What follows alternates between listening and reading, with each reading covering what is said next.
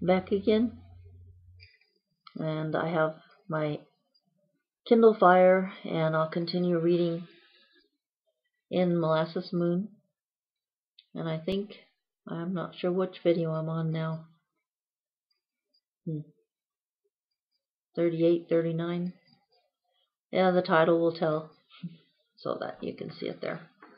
And here's my Kindle set up in the stand like usual. I have it turned off so we can use it for a mirror for a minute maybe. I think this is kind of a neat artistic effect, which is why I'm just letting it be what it is. Well, there's my jar of coconut oil that I showed you last time on the table here, and the netbook. Mirrors within mirrors. You can see me there in the inside of the netbook screen from the webcam, and that looks in to the next room. There you have my stove again that I showed a picture of inside the story. The Molasses Moon book. Okay, enough of the mirror image. Let's see what it does this way. And there's the top of the window.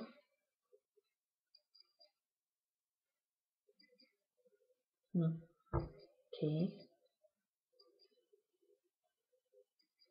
There's my little netbook.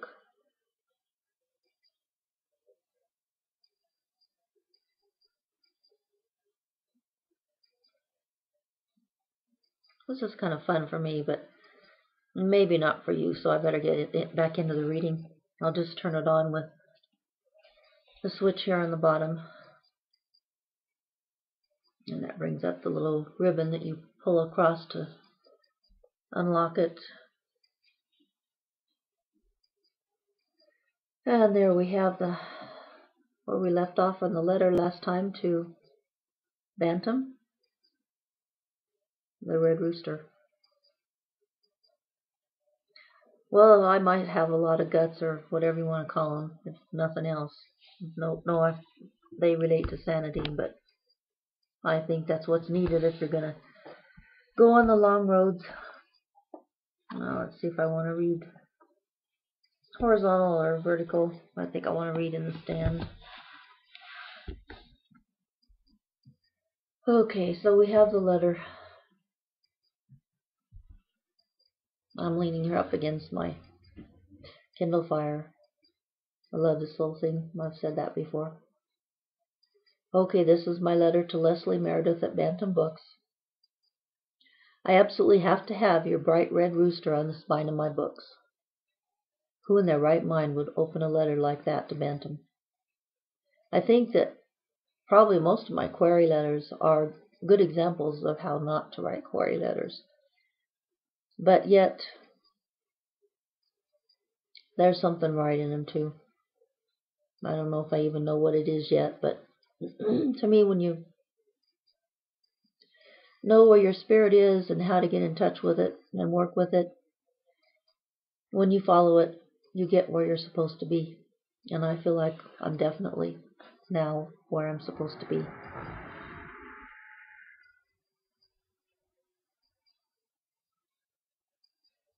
I absolutely have to have your bright red rooster on the spine of my books. Okay, now that brings another question.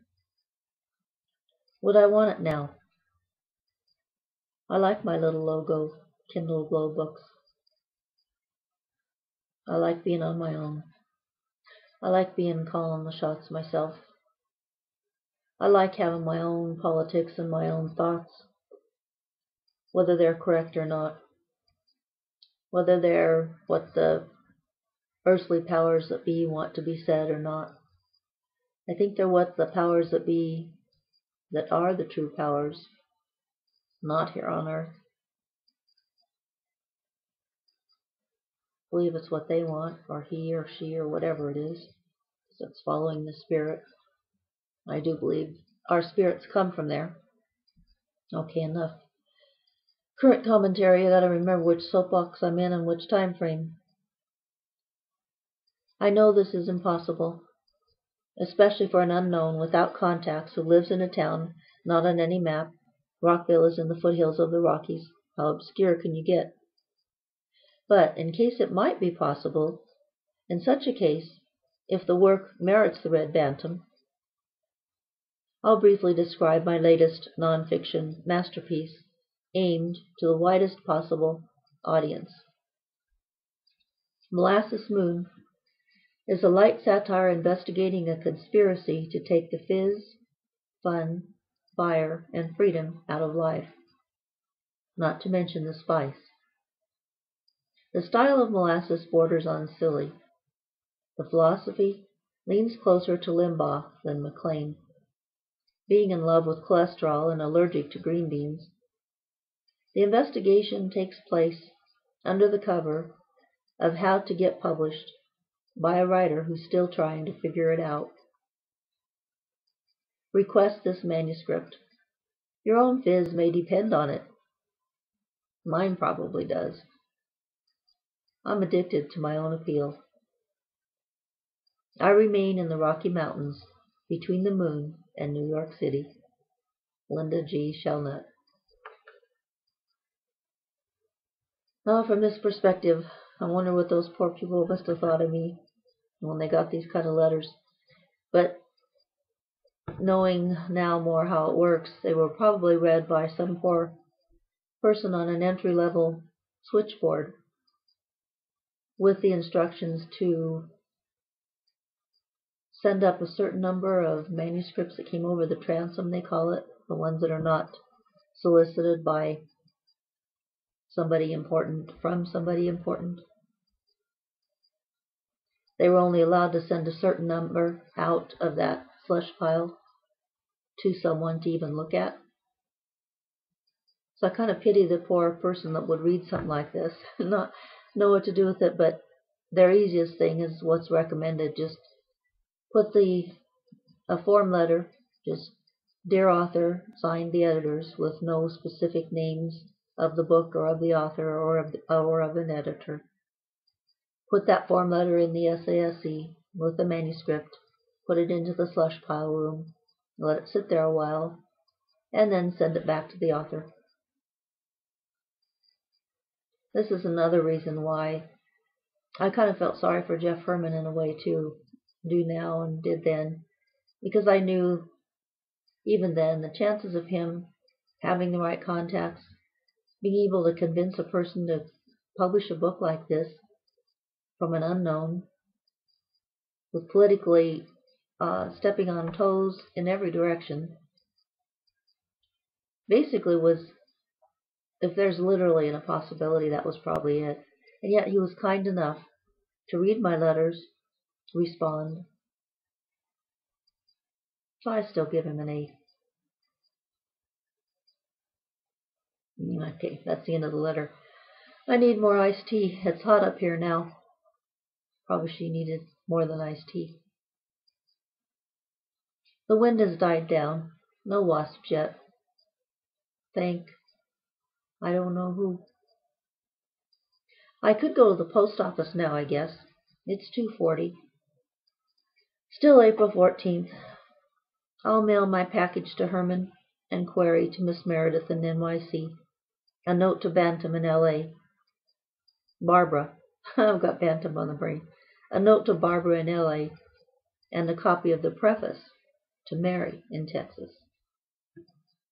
As you can see, I got sidetracked from revising and printing chapters 17 and this one. I may have to do that tomorrow. I'm off to the post office. Tara will be pleased. Those pictures of Tara that I showed, there's a couple more, and one beautiful picture of her face as the last photo there. That in itself might be worth buying the book. Nothing in the box. But this evening at dusk, I rediscovered something simple that I always knew. I had driven with Tara out on the prairies On the railroad grade behind Rockville, we were alone, except for the coyotes. Packs of them were all around us, in the distance. They took turns yipping, calling. We listened, and walked a bit, then stood by the jeep on the grade. I became still, watching the prairies, mountains, hawks, eagles, and coyotes.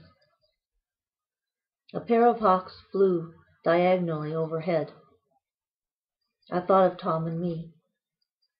The two were flying a ways apart, yet parallel, beaks in tandem. Separate strength and purpose, flying as one. I wondered, as I often do, why I'm here, on this planet. Why I'm writing what I write. Why I'm all there is. I don't live anywhere except inside myself. Like you. I am no one but me.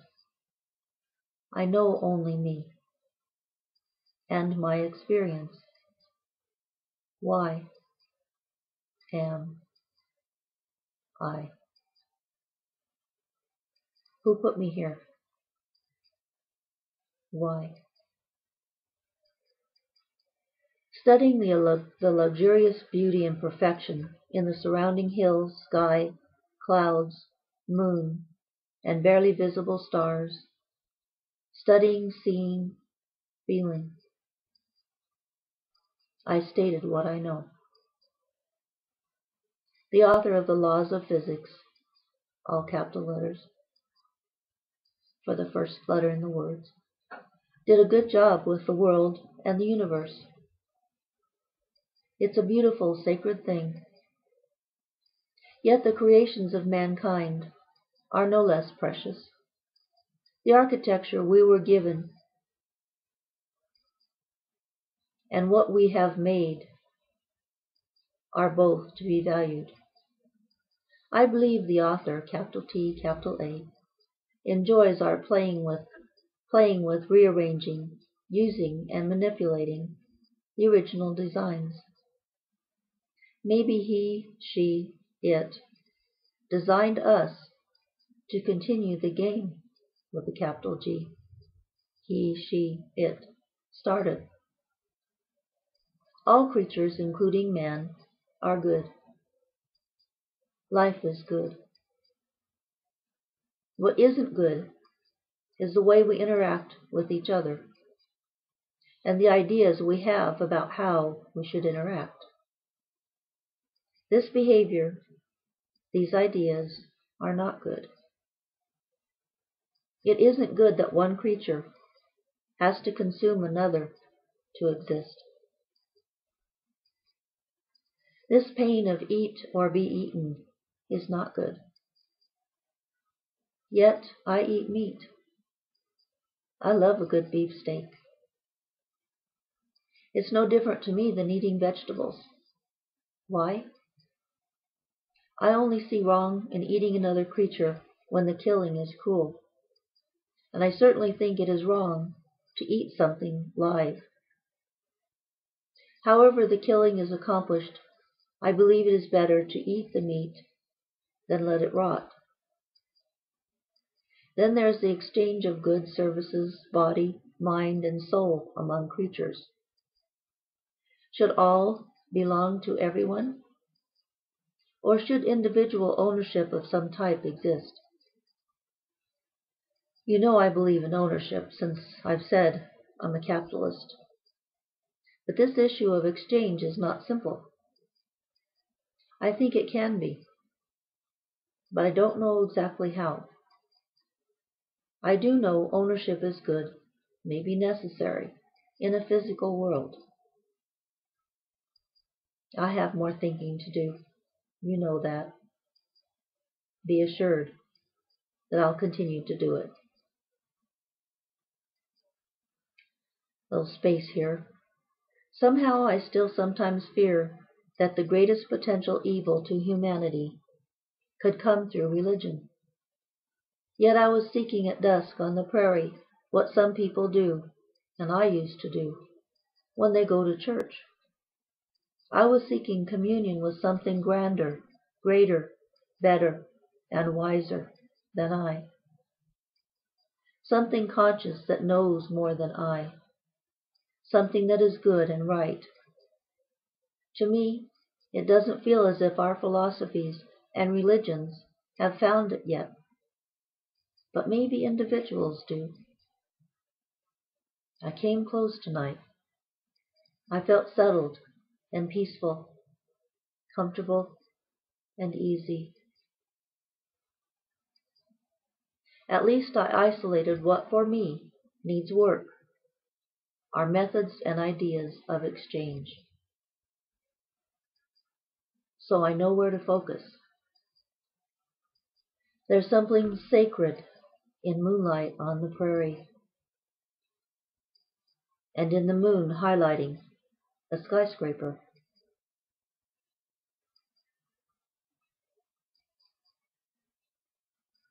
Shall I pause or read a little more? Maybe it's time for a pause.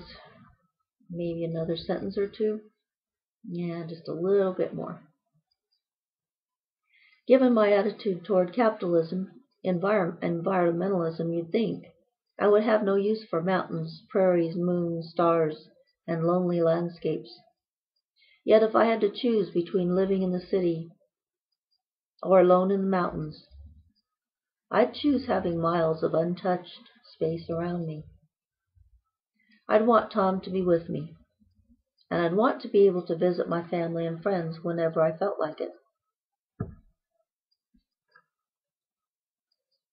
I'd have electricity, machines, computers, telephones, modern plumbing, fancy architecture for my home, etc. I'm not living in a cave.